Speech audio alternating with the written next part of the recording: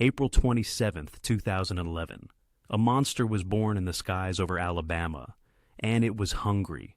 1.5 miles wide, winds screaming at 190 miles per hour, an 80-mile scar carved straight through the heart of a city.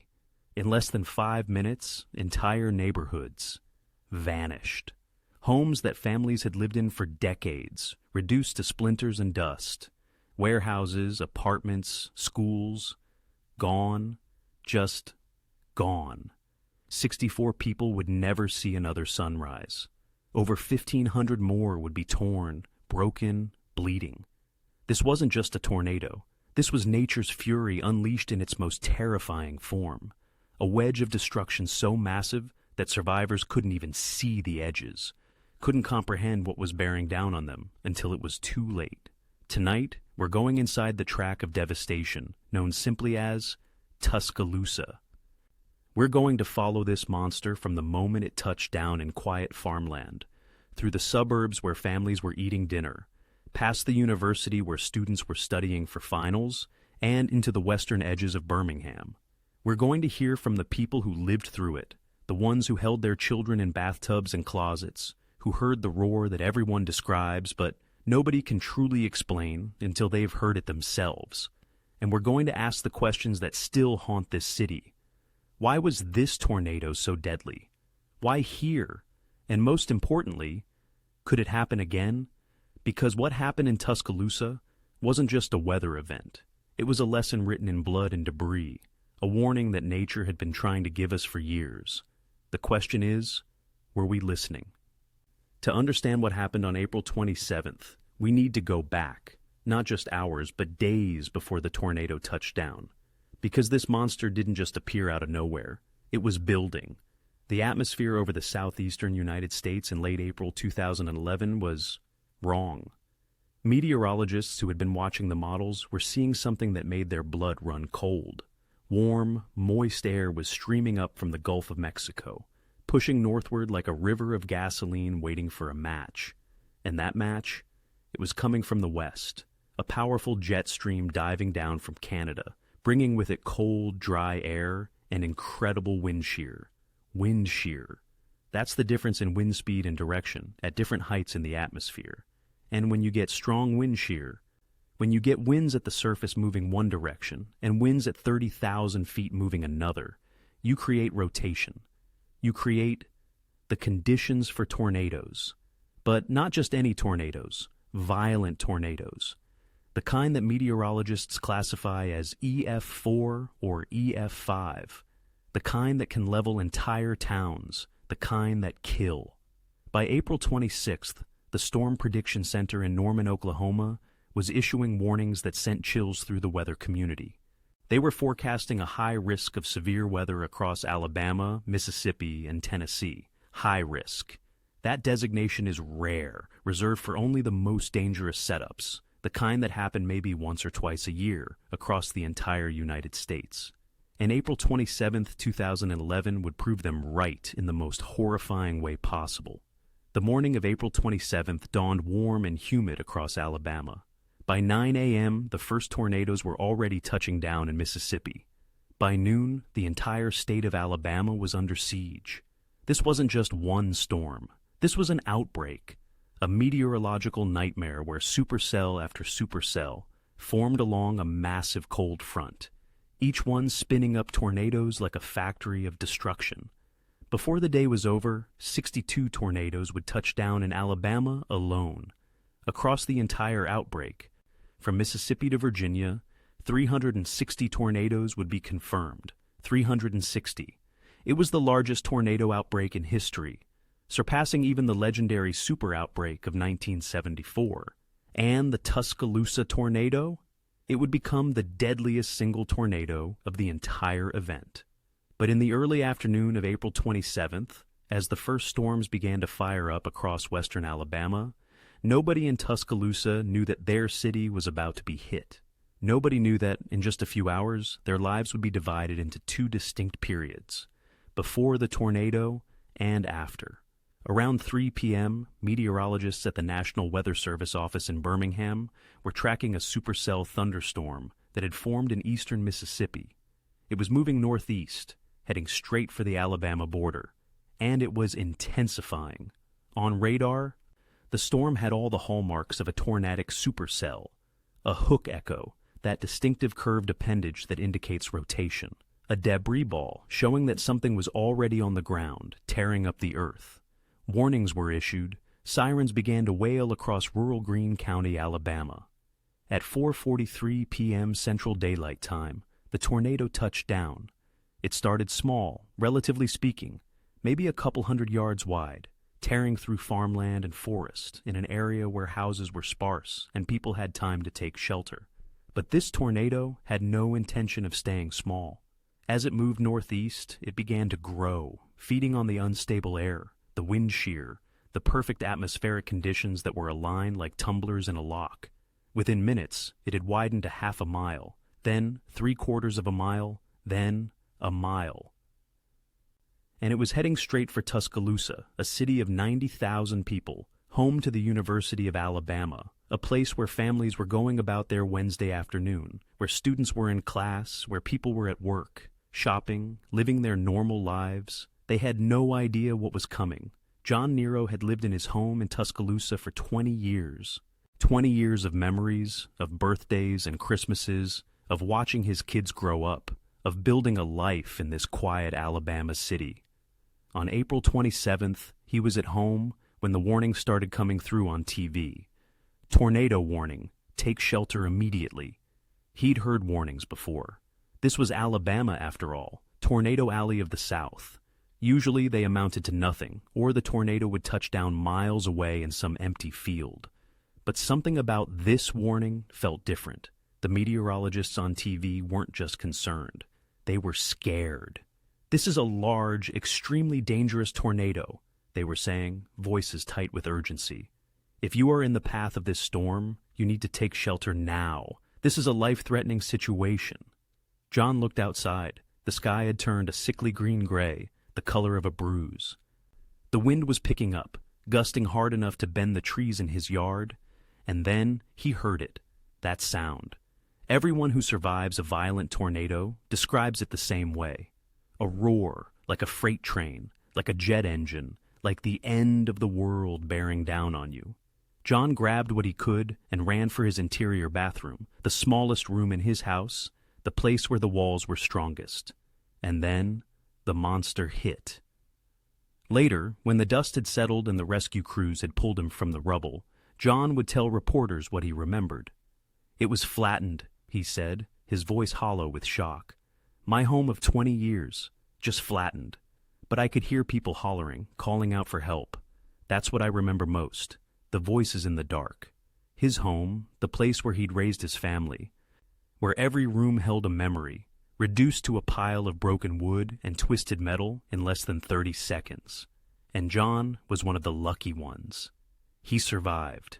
At approximately 5:10 p.m., the tornado crossed from rural Tuscaloosa County into the southern edge of the city itself. By this point, it had reached its maximum width, 1.5 miles from edge to edge. Think about that for a moment. 1.5 miles. That's not a tornado. That's a wall of destruction, a wedge so massive that if you were standing in its path, you couldn't see where it ended.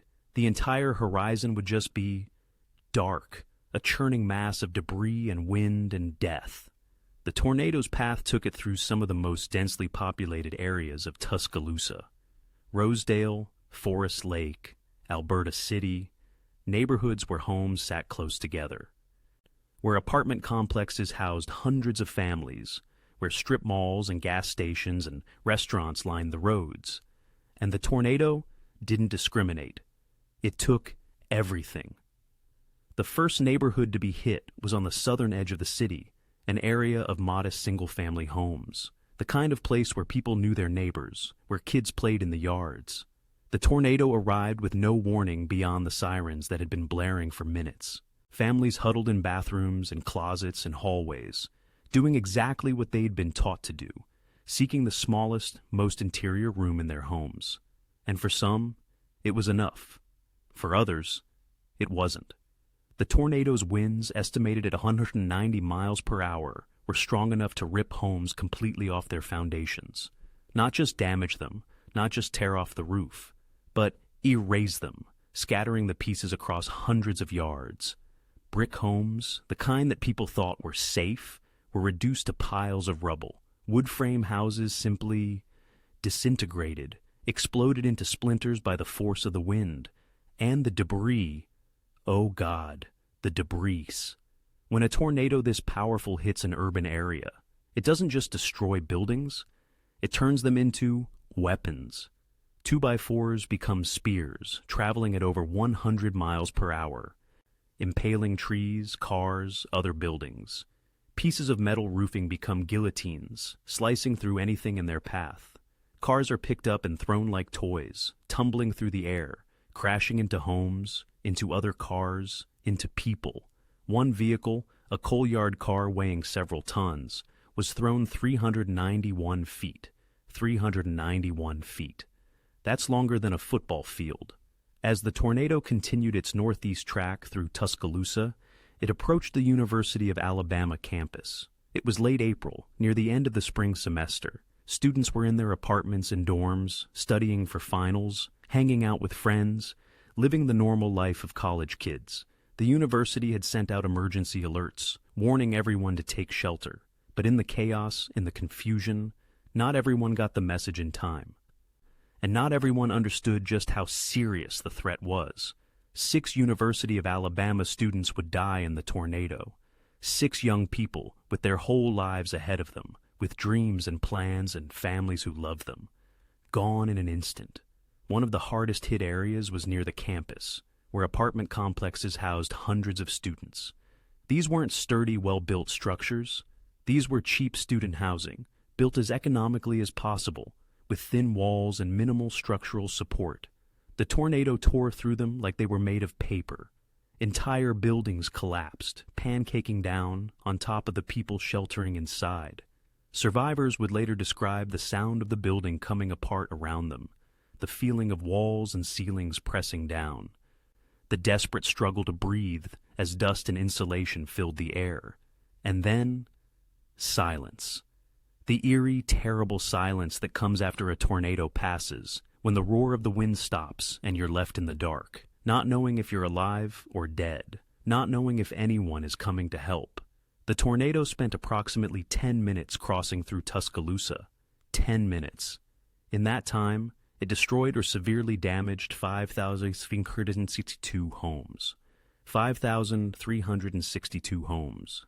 12% of the entire city was impacted by this single tornado. Entire streets were wiped clean, looking like they'd been hit by a nuclear bomb rather than a weather event. Aerial footage taken in the hours after the tornado showed the path clearly, a scar of brown and gray cutting through the green of trees and grass, a perfectly straight line of nothing where neighborhoods used to be. Emergency responders who arrived on scene described it as a war zone. Fires were burning in multiple locations, started by broken gas lines and downed power lines. The smell of natural gas hung heavy in the air, mixing with the dust and the smell of wet insulation and other things that rescue workers tried not to think about. People were wandering the streets in shock, bleeding, crying, calling out names of loved ones who didn't answer. And the rescue workers had to make impossible choices. Who to help first? The person trapped under a collapsed wall screaming for help? Or the quiet pile of rubble where someone might be buried, where every second counted? There weren't enough ambulances, weren't enough hands, weren't enough hours in the day to reach everyone who needed help. One of the most haunting aspects of the Tuscaloosa tornado was the debris field it left behind. Personal items, pieces of people's lives scattered across miles. Family photos found 50 miles away from where the house once stood. A child's toy, muddy and broken, hanging from a tree. A wedding dress, still in its protective bag, draped over a fence in a neighborhood that hadn't even been hit. These weren't just objects. They were memories. They were the physical evidence of lives that had been lived, of moments that had mattered. And now they were just scattered, lost, mixed in with the broken wood and twisted metal and shattered glass. Volunteers who came to help with the cleanup in the days after the tornado talked about finding these items, about the emotional weight of holding someone's family photo album, knowing that the people in those pictures might be dead, that the home where those memories were made was gone. It was a reminder that disasters aren't just about statistics, about death tolls and damage estimates. They're about people, about the small, precious things that make up a life. But the tornado wasn't done with Alabama yet. After devastating Tuscaloosa, it continued northeast, crossing into Jefferson County, heading toward the western suburbs of Birmingham. By this point, it had been on the ground for over an hour, an almost unthinkable length of time for a violent tornado. Most tornadoes, even strong ones, last for minutes, maybe 10 or 15 minutes at most. This one just kept going, kept feeding on the unstable atmosphere, kept destroying everything in its path. The communities northeast of Tuscaloosa watched in horror as the tornado approached, having seen the devastation in Tuscaloosa on live TV, knowing that the same monster was now heading for them. Sirens wailed, people fled to shelters, to basements, to anywhere they thought might be safe, and the tornado came. It hit the suburbs of Birmingham with the same fury it had shown in Tuscaloosa, tearing through neighborhoods, destroying homes, killing and injuring dozens more. The path of destruction stretched on, mile after mile, a seemingly endless scar across the Alabama landscape. So, what made this tornado so devastating? Why was it so much worse than other tornadoes, even other violent tornadoes? Meteorologists and engineers who studied the Tuscaloosa tornado in the aftermath identified several factors. First, the size. At 1.5 miles wide, this was an exceptionally large tornado, even for an EF4. The wider the tornado, the more area it can impact, the more homes and buildings in its path. Second, the intensity. With winds estimated at 190 miles per hour, this tornado was at the very top end of the EF4 scale, just shy of F5 intensity. At those wind speeds, very few structures can survive intact. Third, the path. The tornado traveled 80.68 miles, staying on the ground for over 90 minutes. That's an enormous path length, giving it the opportunity to hit multiple communities, multiple population centers. And fourth, the timing and location. The tornado hit Tuscaloosa at 5:10 p.m., right in the middle of the evening rush hour, when people were driving home from work, when kids were home from school, when the maximum number of people were in harm's way. And it hit an urban area, a city with dense population, with apartment complexes and neighborhoods and commercial districts. If this same tornado had stayed over rural farmland for its entire path, the death toll might have been 0 or close to it. But it didn't. It hit where people lived. In the aftermath of the tornado, researchers conducted studies to understand how people had responded to the warnings. What they found was troubling. Despite the fact that tornado warnings had been issued well in advance of the tornado hitting Tuscaloosa, despite the sirens, despite the TV coverage, only about 41% of the people who died had received adequate warning. 41%. Less than half. Why? Part of it was warning fatigue. Alabama had been under tornado warnings on and off all day, with multiple tornadoes touching down across the state. Some people had already sheltered multiple times and had become desensitized to the warnings. Part of it was the sheer speed of the tornado. It was moving at about 50 miles per hour, giving people very little time to react once they realized it was heading for them. And part of it was simple bad luck. Power outages from earlier storms had knocked out some warning systems, and not everyone had access to weather radio or smartphone alerts. But the biggest factor? People simply didn't believe that a tornado this bad could hit them. It's a psychological phenomenon called normalcy bias, the tendency to underestimate the severity of a threat, to assume that things will continue to be normal even when all the evidence says otherwise. People heard tornado warning and thought, oh, it'll probably miss us, or it'll just be a small one. They didn't think, a 1.5 mile wide monster is about to erase my neighborhood. And by the time they realized how wrong they were, it was too late. At approximately 5:50 p.m., the tornado crossed into the western suburbs of Birmingham, Alabama's largest city. The communities of Concord, Pleasant Grove, and McDonald Chapel took direct hits. In a coal yard, that multi-ton vehicle was picked up and hurled 391 feet, a testament to the incredible power of the winds. Homes that had stood for decades were reduced to foundations. Trees that had been planted when Birmingham was still a young city were snapped like toothpicks, and more people died. The tornado finally began to weaken as it moved through the northern suburbs of Birmingham, the atmospheric conditions that had sustained it for so long finally beginning to deteriorate. At 6:14 p.m., after 91 minutes on the ground, after traveling 80.68 miles, after killing 64 people and injuring over 1,500 more, the tornado lifted. The monster was gone, but the nightmare was just beginning. In the minutes and hours after the tornado dissipated, the true scale of the disaster began to emerge. Emergency services were overwhelmed. The 911 system in Tuscaloosa was flooded with calls, so many that operators couldn't keep up, couldn't dispatch help fast enough. Hospitals were filling with injured, people with broken bones, with lacerations, with head trauma, with injuries so severe that doctors had to make triage decisions about who to treat first. The power grid was destroyed across much of the affected area, plunging thousands into darkness just as night was falling. Roads were blocked by debris, by downed power lines, by collapsed buildings, making it nearly impossible for emergency vehicles to reach the hardest-hit areas. And in Tuscaloosa, the Emergency Operations Center itself had been damaged by the tornado, forcing emergency management officials to relocate and coordinate the response from a backup location. It was chaos, pure, unfiltered chaos. A survivor who posted on Reddit years later, sharing their experience of the Tuscaloosa tornado, wrote something that captures the sheer terror of those moments. "I knew I was probably going to die. That's what went through their mind as the tornado hit, as the walls came down, as the world turned into a nightmare of wind and noise and destruction. I knew I was probably going to die." Imagine that. Imagine being in your home, the place where you're supposed to be safe, and knowing with absolute certainty that you're about to die. Imagine the fear, the helplessness, the desperate hope that maybe you'll be one of the lucky ones. And then, surviving. Emerging from the rubble, injured, traumatized, but alive. And having to process the fact that you lived while others, people who did everything right, who took shelter just like you did, didn't. Survivor's guilt is a real and devastating psychological burden, and many of the people who lived through the Tuscaloosa tornado carry it to this day.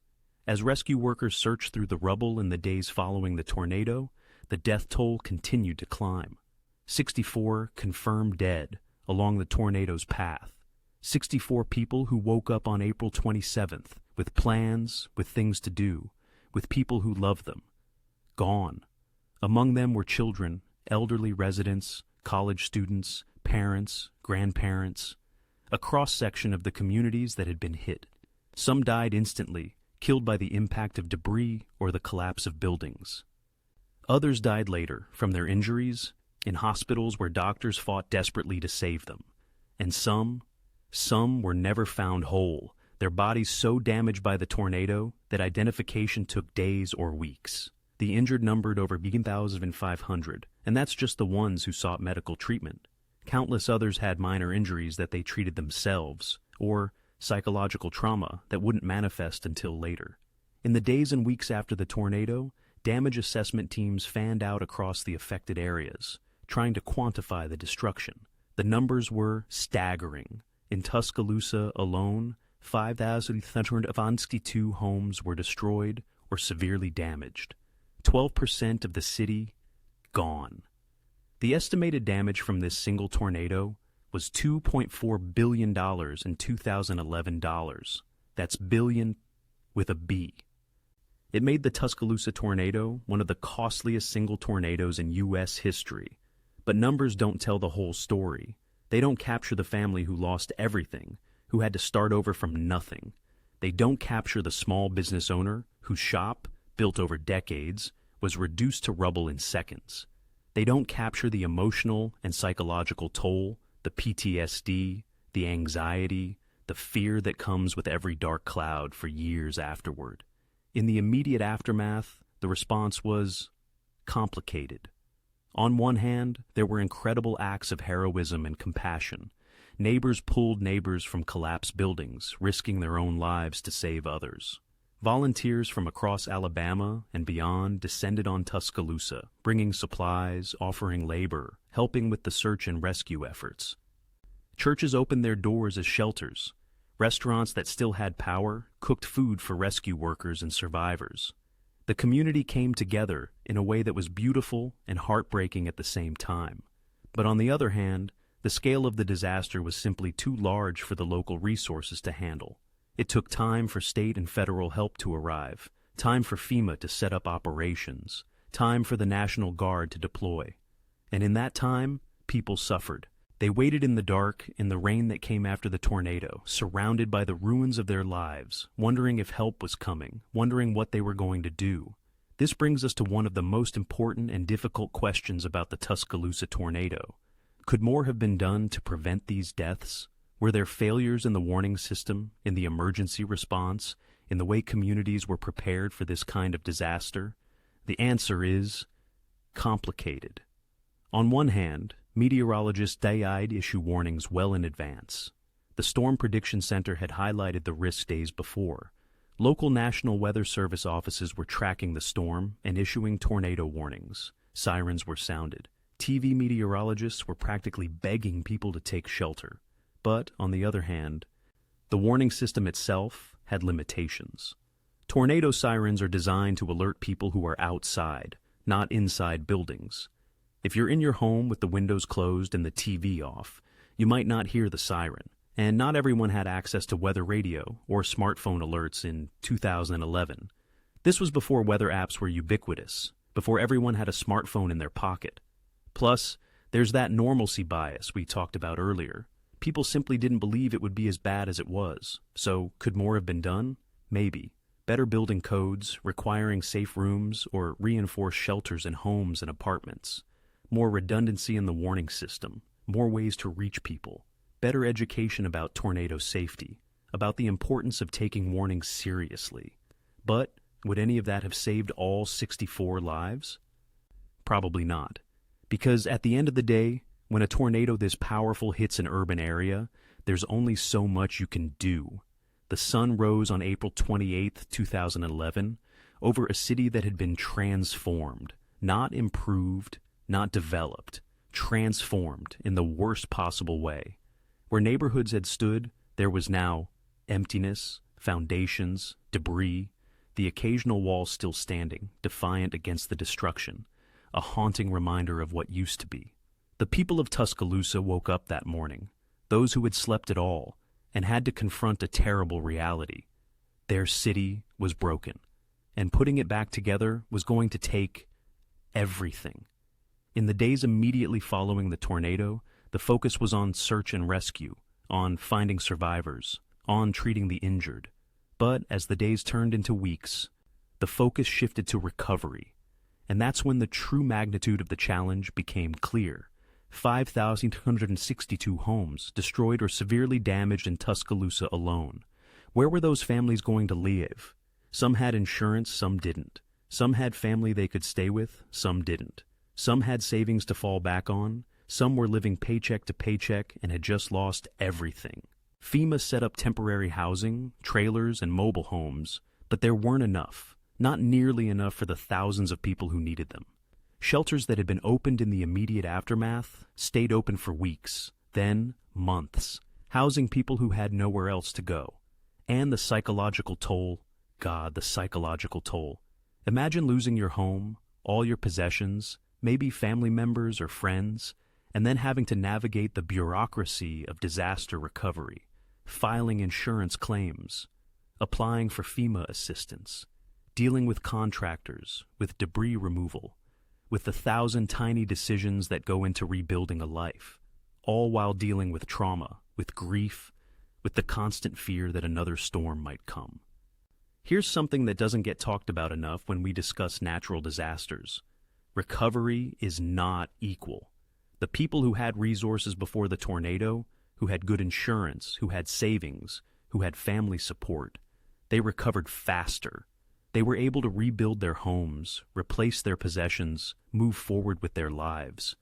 But the people who were already struggling before the tornado, the ones living in poverty, the ones without insurance, the ones who were barely making ends meet, for them, the tornado wasn't just a disaster. It was catastrophic. It pushed them further into poverty, into homelessness, into a hole that many of them are still trying to climb out of more than a decade later. Studies done in the years after the tornado showed that Tuscaloosa experienced a significant increase in housing insecurity, in homelessness, in poverty rates. The tornado didn't just destroy buildings. It destroyed the economic stability of thousands of families. And while the city as a whole has recovered, while new buildings have been built and new businesses have opened, there are still people, real people, who never fully recovered from April 27, 2011. On April 27, 2021, exactly 10 years after the tornado, the University of Alabama held a memorial ceremony. At 5:13 p.m., the exact moment the tornado struck the city, the Denny chimes on campus rang out, 53 times, one ring for each person who died in Tuscaloosa County. Students, faculty, survivors, and family members of victims gathered to listen, to remember, to honor the lives that were lost. And as those chimes rang out across campus, you could see it in people's faces. The weight of that day, the memories flooding back. Because for the people of Tuscaloosa, April 27th isn't just a date on the calendar. It's a dividing line in their lives, before the tornado and after. In the years following the tornado, Tuscaloosa made changes, tried to learn from the disaster, tried to be better prepared for the next time. Because there will be a next time. That's not pessimism, that's just reality. Tuscaloosa sits in the heart of Dixie Alley, one of the most tornado-prone regions in the United States. The question isn't if another major tornado will threaten the city, it's when. So what changed? Building codes were strengthened, requiring new construction to be more resistant to high winds. The warning system was improved with more redundancy, more ways to reach people. Outdoor warning sirens were upgraded and expanded. Weather apps became ubiquitous, putting tornado warnings directly on people's smartphones, making it harder to miss an alert. Community shelters were built, reinforced structures where people without safe places in their homes could go during tornado warnings. And perhaps most importantly, there was a cultural shift in how people viewed tornado warnings. Before April 27th, there was a tendency to dismiss warnings, to assume the tornado would miss, to not take the threat seriously. After April 27th, people listen. When a tornado warning is issued in Tuscaloosa now, people take shelter. They don't wait, they don't hesitate, they don't assume it'll be fine. They remember. A mother who survived the tornado with her young children wrote about her experience years later, trying to process what she'd been through. That tornado taught me about loss, she wrote, about how things can be gone, literally blown away in an instant, how the life you built, the home you made, the security you felt, it can all disappear. But she also wrote about resilience, about the strength she found in herself and her community. We survived, she wrote, and that means something. It means we're stronger than we thought. It means we can face whatever comes next. That sentiment, that mixture of trauma and strength, of loss and resilience, is echoed by survivor after survivor. They carry the scars, physical and emotional, of April 27th. But they also carry the knowledge that they survived, that they made it through the worst day of their lives. And that's not nothing. The Tuscaloosa tornado wasn't an isolated event. It was part of a larger pattern, a pattern that should concern all of us. The 2011 Super Outbreak was the largest tornado outbreak in recorded history, with 360 confirmed tornadoes over a 4-day period. And it's not alone. In recent years, we've seen an increase in the frequency and intensity of severe weather events, including tornadoes. Climate scientists are still debating the exact relationship between climate change and tornado activity. It's complicated because tornadoes require very specific atmospheric conditions. But what is clear is that the atmosphere is changing, that weather patterns are shifting, that the conditions that produce severe weather are becoming more common in some areas. And that means more communities are at risk. More cities could face what Tuscaloosa faced. More families could lose everything in a matter of minutes. The question we have to ask ourselves is, are we ready? Since 2011, tornado warning science has made incredible strides. Doppler radar technology has improved, giving meteorologists better tools to detect rotation in storms, to identify tornadoes before they touch down. The lead time for tornado warnings, the amount of advance notice people get, has increased. Computer models have gotten better at predicting which storms will produce tornadoes and which won't. But here's the thing. Even with all these improvements, tornado forecasting is still an imperfect science. We can't predict with certainty where a tornado will form, how strong it will be, or exactly what path it will take. We can issue warnings, we can sound sirens, we can tell people to take shelter, but we can't stop the tornado. We can't prevent it from forming, can't steer it away from populated areas, can't reduce its intensity. All we can do is warn people and hope they listen. And that brings us back to the human factor, to the psychology of disaster response, because all the warning systems in the world don't matter if people don't respond to them. And human beings are complicated. We have normalcy bias, the tendency to think it won't happen to me. We have warning fatigue, the tendency to stop responding after multiple false alarms. We have optimism bias, the tendency to underestimate risks. All of these psychological factors work against effective disaster response. So, how do we overcome them? Education is part of it. Teaching people about tornado safety, about the importance of taking warnings seriously, about what to do when a tornado threatens. But education alone isn't enough. We need to make it easy for people to respond, to take shelter, to protect themselves. That means building codes that require safe rooms in homes and apartments. That means community shelters that are accessible and well publicized. That means warning systems that are impossible to ignore, that reach people wherever they are, whatever they're doing. And it means creating a culture of preparedness, where taking tornado warnings seriously is the norm, not the exception. Because the cost of not being prepared, we've seen it. We saw it in Tuscaloosa on April 27, 2011. 64 lives lost, over 1,500 injured, billions of dollars in damage, thousands of families displaced, a city traumatized, and Tuscaloosa isn't unique. Joplin, Missouri, 2011. 161 dead. Moore, Oklahoma, 2013. 24 dead, including 7 children at an elementary school. El Reno, Oklahoma, 2013. The widest tornado ever recorded, 2.6 miles wide. These aren't just statistics. These are tragedies, preventable tragedies in many cases. Every person who dies in a tornado because they didn't receive adequate warning, because they didn't have a safe place to shelter, because they didn't take the threat seriously. That's a failure of our warning systems, our building codes, our preparedness culture, and we can do better. We must do better. Now, I want to address something that's become increasingly relevant in the years since the Tuscaloosa tornado, the role of climate change in tornado activity. This is a contentious topic, and the science is still evolving, so I want to be careful here. What we know is this. Tornadoes require very specific atmospheric conditions: warm, moist air at the surface, cold, dry air aloft, and strong wind shear. Climate change is altering the atmosphere, changing temperature patterns, changing moisture availability, changing wind patterns. How exactly those changes affect tornado formation is complicated. Some studies suggest that the overall number of tornadoes might not change significantly, but the distribution might. Fewer weak tornadoes, more strong ones. Other studies suggest that the season might be shifting, with tornado activity starting earlier in the year and extending later. And there's evidence that tornado outbreaks, like the one that produced the Tuscaloosa tornado, might be becoming more common, with more tornadoes happening on the same day. But here's what's not in dispute.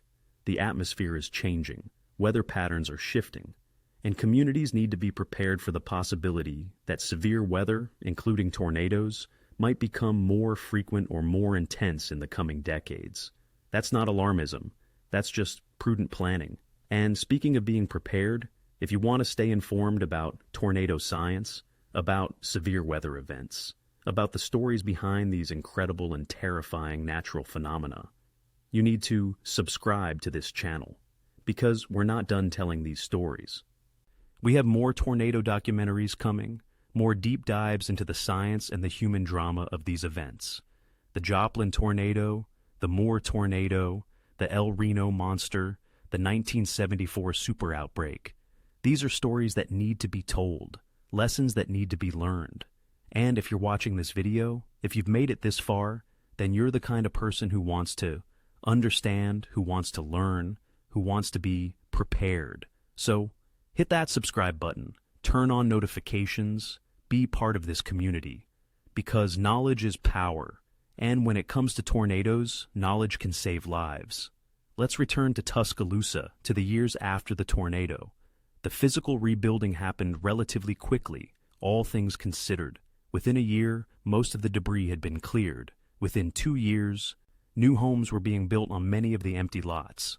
The city invested in infrastructure improvements, in new parks and green spaces along the tornado's path.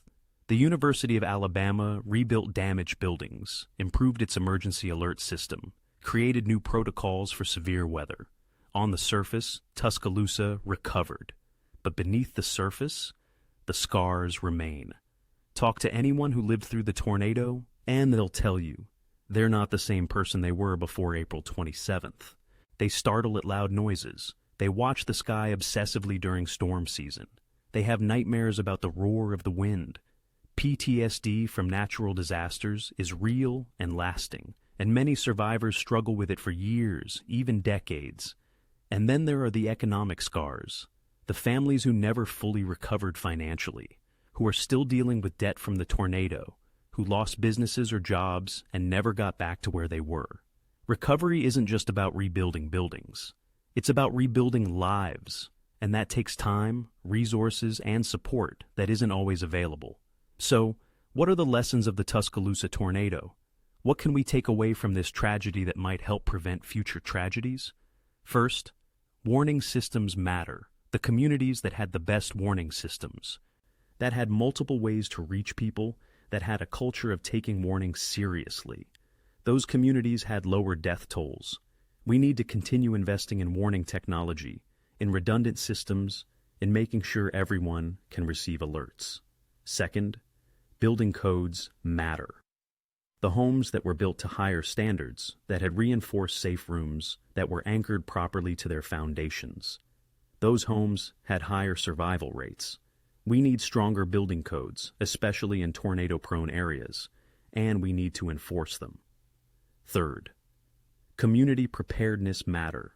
The communities that had practiced tornado drills, that had designated shelters, that had educated their residents about tornado safety, those communities responded better.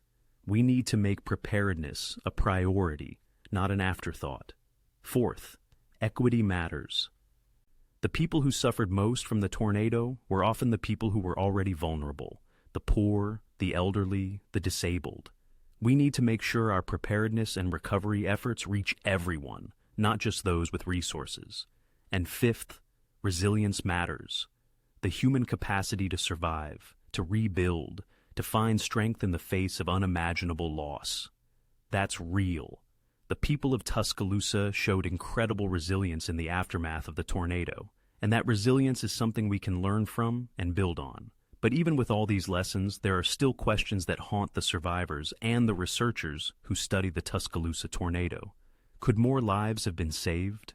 If the warnings had been clearer, if more people had taken them seriously, if there had been more community shelters? How many of those 64 deaths could have been prevented?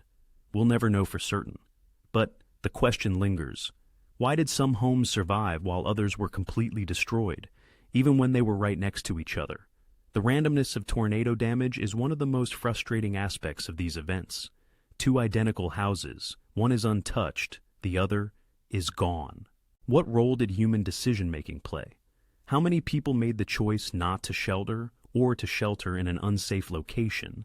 and paid for it with their lives. And the biggest question of all, when will the next major tornado hit Tuscaloosa? Because it's not a matter of if, it's a matter of when. Tuscaloosa sits in Dixie Alley, one of the most tornado-prone regions in the United States. The atmospheric conditions that produced the 2011 tornado haven't gone away. If anything, they might be becoming more common. So the question isn't whether Tuscaloosa will face another major tornado. It's whether the city will be ready when it comes. The Tuscaloosa tornado was part of the 2011 Super Outbreak, the largest tornado outbreak in recorded history. Over 4 days, from April 25th to April 28th, 360 confirmed tornadoes touched down across the southern and eastern United States. 360 tornadoes in 4 days. The outbreak killed 324 people across 6 states, injured thousands more, and caused over $11 billion in damage. It was a meteorological nightmare, a perfect storm of atmospheric conditions that produced tornado after tornado after tornado. And it raised a terrifying question. Could it happen again? Could we see another outbreak of this magnitude, or even larger? The answer, according to meteorologists, is yes. The conditions that produced the 2011 super outbreak weren't unique. They were extreme, yes, but not unprecedented. And with the atmosphere changing, with climate patterns shifting, there's no reason to think we won't see similar outbreaks in the future. In fact, we might see them more often, but there's hope.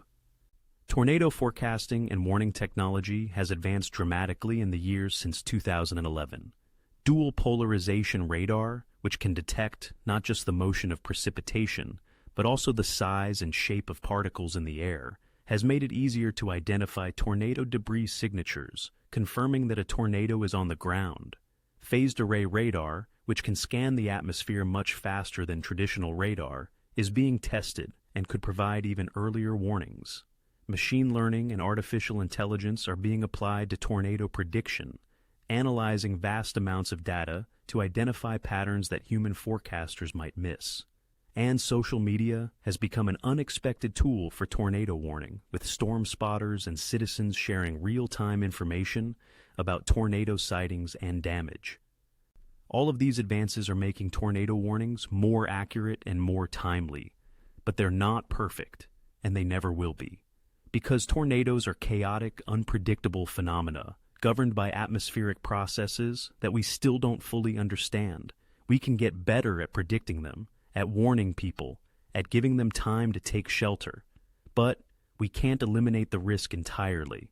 Let's not lose sight of what we're really talking about here. Behind every statistic, every death toll, every damage estimate, there are people. Real people with real lives, with families and friends and dreams and fears. John Nero, who lost his home of 20 years but survived to tell his story. The 6 University of Alabama students who died, whose families still grieve, whose potential was cut short by a force of nature they couldn't control. The mother who sheltered her children in a bathtub and emerged to find her home, gone, but her family alive. The rescue workers who pulled survivors from the rubble, who saw things they'll never forget, who carry their own trauma from that day. The volunteers who came from across the country to help, who gave their time and energy to rebuild a city they'd never been to help people they'd never met. These are the real stories of the Tuscaloosa tornado.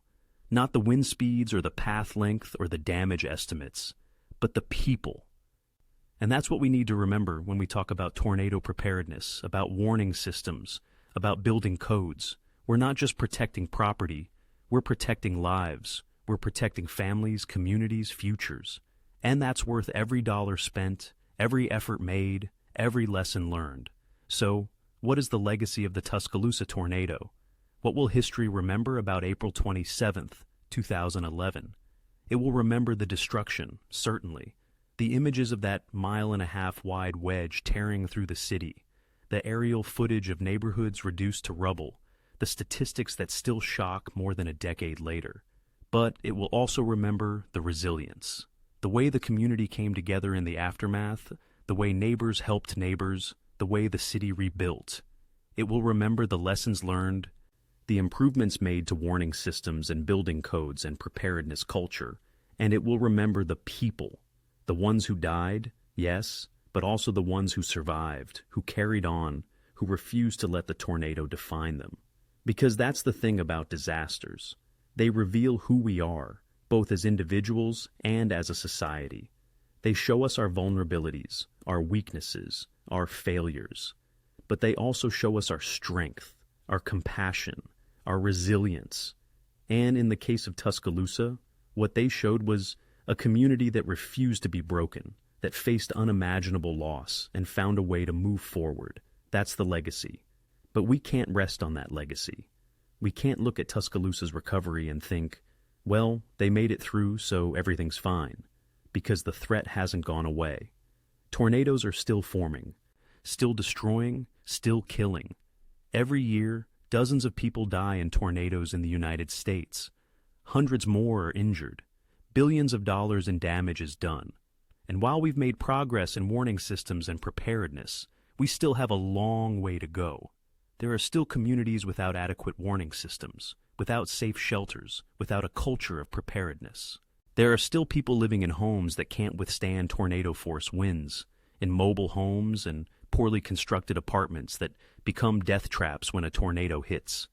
There are still gaps in our understanding of tornado formation and behavior, questions that science hasn't answered yet. And there's still the looming question of climate change, of how a warming atmosphere might affect tornado activity in the coming decades.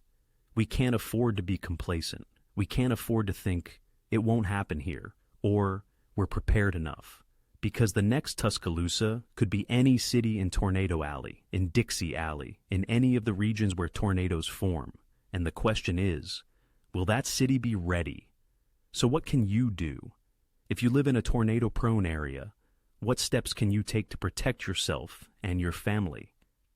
First, know your risk.